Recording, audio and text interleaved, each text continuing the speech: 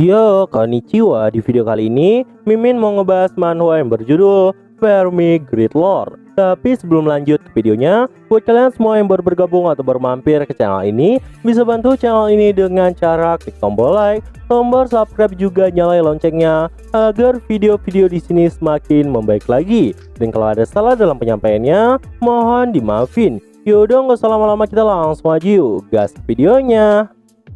Lusu yang saat itu berada di tempat itu pun kemudian berkata, "Gak kusangka ada tempat sebesar ini tersembunyi di Mangsan Utara." Namun tiba-tiba sebuah kapak pun terjatuh tepat di depan Lusu. Lusu yang melihat hal itu pun sangat terkejut dan muncullah sesuatu di sana yang merupakan tengkorak yang diliputi oleh aura berwarna kehijauan. Lusu yang melihat kehadiran dari tengkorak itu pun kaget banget. Namun saat Lusu ingin mencoba kabur, tengkorak yang lain malah memegang kakinya. Lusu pun saat itu nggak bisa berbuat apa-apa karena salah satu tengkorak mendekati dirinya. Dan karena itulah, Lusu pun mengangkat kapak yang barusan terlempar tepat ke depannya dan menghantamkan kapak itu ke arah pasukan tengkorak.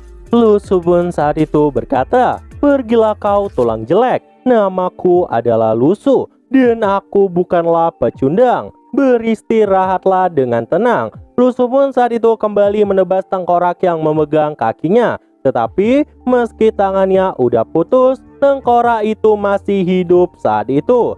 Lusu pun saat itu langsung mengarahkan kapaknya tepat ke kepala tengkorak itu yang membuat aura dari tengkorak itu pun mulai menghilang. Dan kemudian Lusu pun berkata di dalam hati, kelihatannya hanya dengan memukul tengkoraknya mereka baru akan menghilang. Mereka harusnya ada di level F. Aku khawatir apakah teman sekelas yang bukan awakan akan bertahan hidup jika bertemu mereka. Tapi setidaknya mereka nggak mungkin bisa mengalahkanku. Namun tiba-tiba saat Lusu sedang petantang-petenteng di tengah tempat itu, muncullah prajurit tengkorak dalam jumlah besar. Lusu yang melihat itu pun langsung teriak histeris. Lusu pun saat itu berteriak dan berkata dirinya minta maaf karena telah mengganggu tidur mereka. Lusu pun saat itu lari dari Sabang sampai Merauke. Tetapi meskipun udah lari begitu jauh, para prajurit tengkorak itu masih terus mengejar dirinya.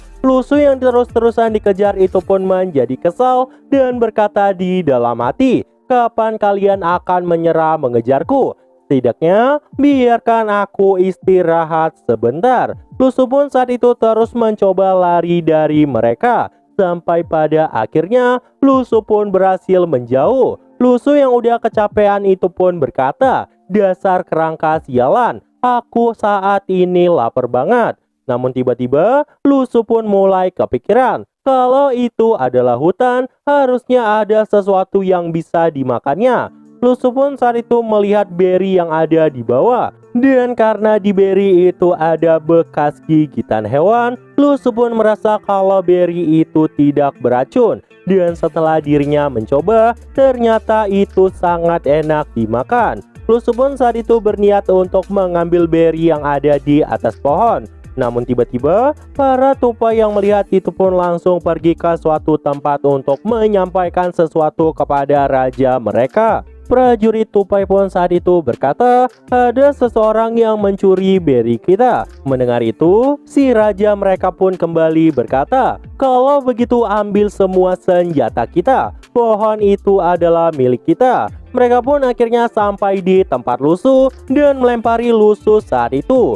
Lusu yang gak tahu apa-apa itu pun kebingungan. Namun tiba-tiba sebuah batu tepat menghantam punggung Lusu yang membuat Lusu sampai terbirit-birit pergi dari sana. Lusu pun kemudian berkata di dalam hati, "Dasar tupai sialan, aku gak takut sama kalian. Aku akan menendang kalian setelah makanku selesai." Tupai yang melihat kepergian dari Lusu itu pun berkata dengan senyuman sinisnya, "Sekarang kau tahu siapa bosnya di sini." Setelah Lusu udah jauh dari sana, Lusu pun kemudian berkata di dalam hati, kelihatannya tupai-tupai itu mendapat kecerdasan. Apa itu karena kekuatan super terlalu banyak di sini? Lusu pun kemudian kembali berlari karena mengingat kata-kata dari Jiang sebelumnya. Akan ada lebih banyak harta karun ketika kau mencapai tengah reruntuhan. Dan tidak akan ada orang yang bisa keluar sebelum ada yang mencapai mata arai. Lusu yang mengingat kata-kata itu pun berkata di dalam hati, kau pasti bercanda. Aku harus keluar dan kembali hidup-hidup. Saat Lusu melompat, tiba-tiba kakinya menyentuh sesuatu yang tidak lain merupakan punggung serigala yang saat itu lagi tertidur. Lusu pun kembali berlari dari serigala itu sambil berkata dirinya minta maaf karena telah mengganggu tidurnya. Keesokan harinya, terlihatlah seseorang yang saat itu dikepung oleh pasukan tengkorak, yang mana terlihatlah banyak murid-murid yang bergelimpangan mati di sana. Ketika salah satu tengkorak ingin membunuhnya, Lusu pun menyelamatkannya dengan melemparkan kapaknya. Melihat kehadiran dari Lusu, prajurit tengkorak itu pun langsung menyerang ke arah Lusu. Tetapi Lusu bisa mengatasi semua itu dan membunuh semua tengkorak yang ada di sana. Lusu pun kemudian berkata, apa yang kau lakukan di sana? Jangan hanya berdiri saja, bantu aku mengalahkan semuanya. Mendengar itu, orang itu pun berkata, baiklah, aku akan membantumu. Dan setelah semuanya berakhir, orang itu pun ngucapin makasih sama Lusu karena udah menyelamatkan dirinya. Lusu yang melihat orang itu pun berkata di dalam hati, dia masih bertahan hidup, tetapi yang lain sudah tiada. Lusu pun saat itu kebingungan memikirkan penyebab para murid yang lain mati. Karena entah kenapa, Lusu merasa ada sebuah keanehan. Lusu pun saat itu bertanya tentang kalung yang dimiliki orang itu. Orang itu pun kemudian menjawab kalau namanya adalah Chang Heyu. Itu adalah jimat dari keluarganya.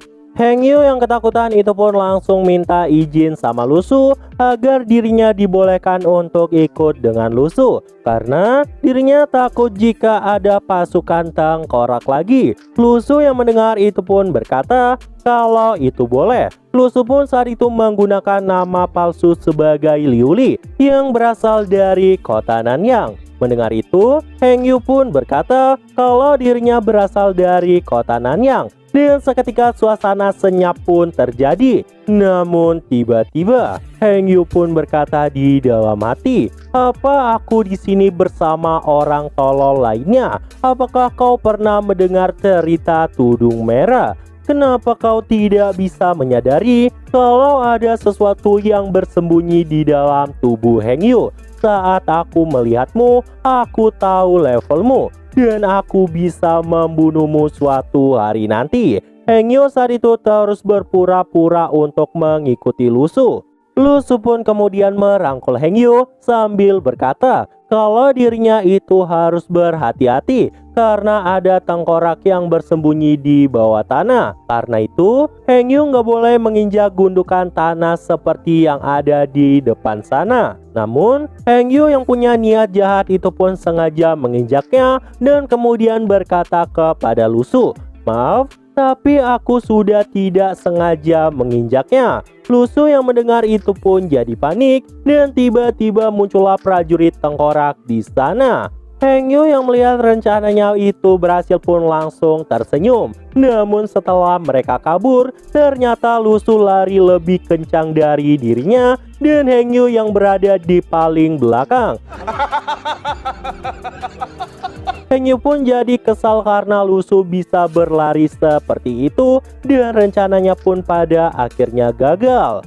Setelah berhasil kabur dari pasukan tengkorak itu, Heng Yu pun merasa kalau kapak itu telah membuat Lusu semakin kuat. Dia pun berencana untuk mengambil kapak itu dengan berkata pada Lusu, kau pasti lelah Liu Li.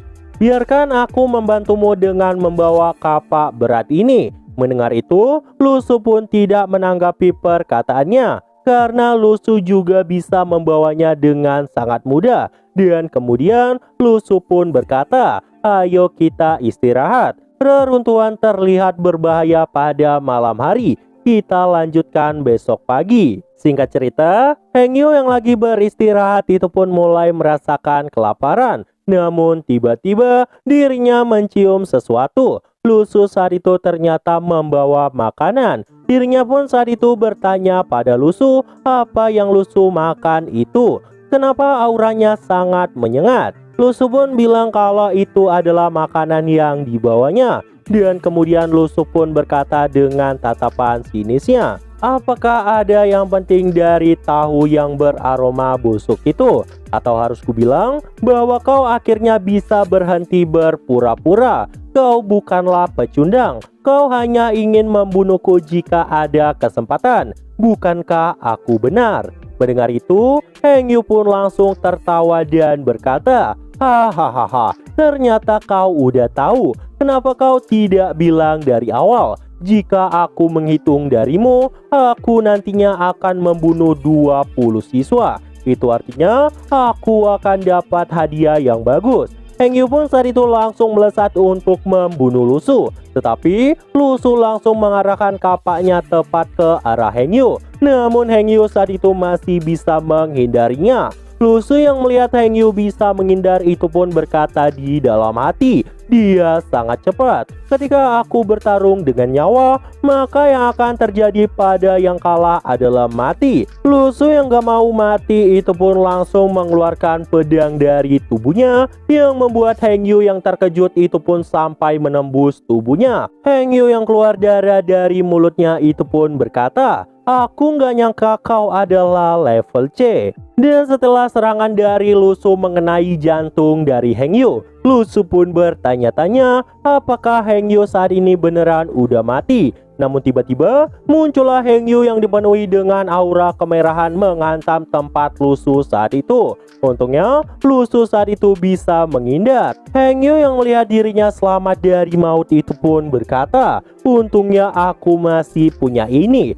Aku salah menilaimu. Lusu yang melihat itu pun berkata di dalam hati, apa yang terjadi? Bukankah aku sudah menembus jantungnya? Kenapa dia masih hidup? Namun gak lama, Heng Yu saat itu kembali melancarkan serangannya kepada Lusu, yang membuat Lusu saat itu sampai terpental. Heng Yu pun saat itu berkata, aku akan memberitahumu rahasia jika kau memohon untuk memberitahu. Lusu yang saat itu terpental pun berkata di dalam hati, tidak hanya masih hidup, dia juga semakin kuat.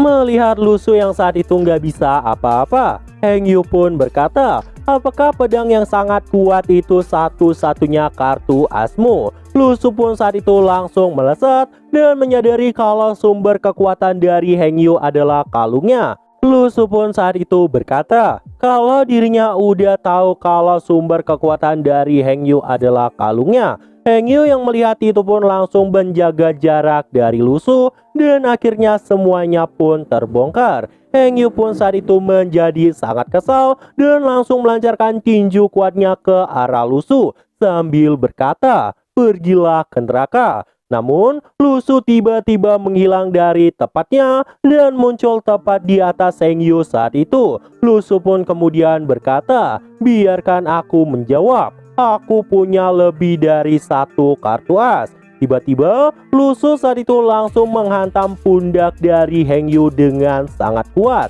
Dan saat itu Lusu pun berhasil mengambil kalung dari Heng Yu dengan sangat mudah. Heng Yu yang melihat Lusu bisa mengambil kalung itu pun sangat terkejut. Dan saat itu juga Lusu pun langsung menghancurkan kalung itu di sana, yang membuat aura kemerahan keluar dari tubuh Heng Yu. Dan setelah aura itu keluar, Heng Yu pun kembali berubah menjadi mayat. Lusu pun saat itu melihat ke arah tangannya yang gemetar sambil berkata, ternyata aku tidak terbiasa menjadi jahat. Lusu pun saat itu memejamkan matanya dan berkata, jika saja Xiao Yu ada di sisiku. Di sisi lain, Xiao Yu saat itu makin khawatir sama Lusu. Xiao Yu pun berkata, Lusu, kau akan dapat hukuman memasakku selama 3 minggu jika kau tidak segera kembali. Xiao Yu pun saat itu terus menanti kepulangan dari kakaknya dengan membawa beberapa jajan yang nantinya ingin dibagi bersama dengan Lusu. Nah, jadi itu aja untuk pembahasan kali ini. Dan tunggu video-video gue selanjutnya dan see you!